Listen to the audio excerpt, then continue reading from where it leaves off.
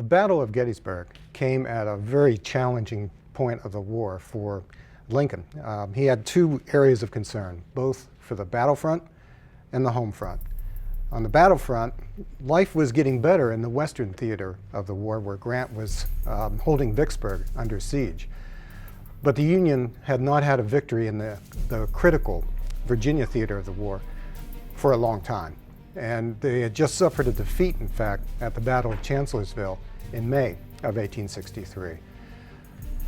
Secondly, on the home front, Lincoln was facing three big issues that was creating a rising tide of political opposition to him. The first was emancipation. In January of '63, the President's Proclamation took effect.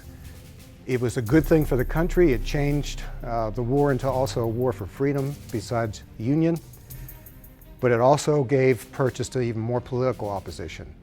Also, conscription had just been enacted in the North in March of 1863. The war spirit was ebbing. It wasn't, people weren't as enthusiastic about going off for war. But it was a highly unpopular act, and it provoked a lot of dissent in the North.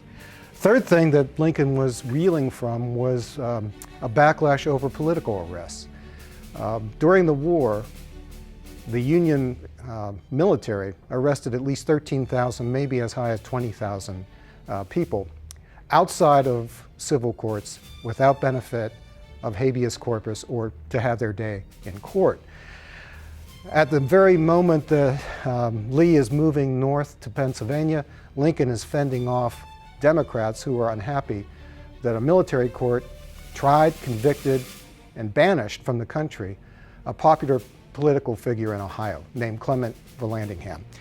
He had been a former congressman, and all he was guilty of was free speech and criticizing the administration and the war. So Lincoln is seeing some very hard times. Well, Pennsylvanians got word of the invasion by the Confederate Army really by mid-June of 1863. Governor Curtin became nervous, as he should. Everybody could see that the Shenandoah Valley led directly into the Cumberland Valley, which meant that Lee's army could be heading for Harrisburg. Curtin put out a rallying cry, a proclamation. He wanted volunteers. He wanted to have people come and fight and defend the state.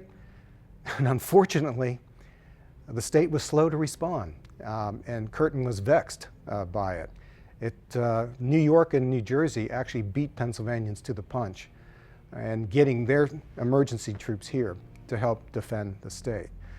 The Union soldiers who eventually came to Pennsylvania realized that they were in areas that had, if not Confederate sympathies, opposition to the Lincoln administration.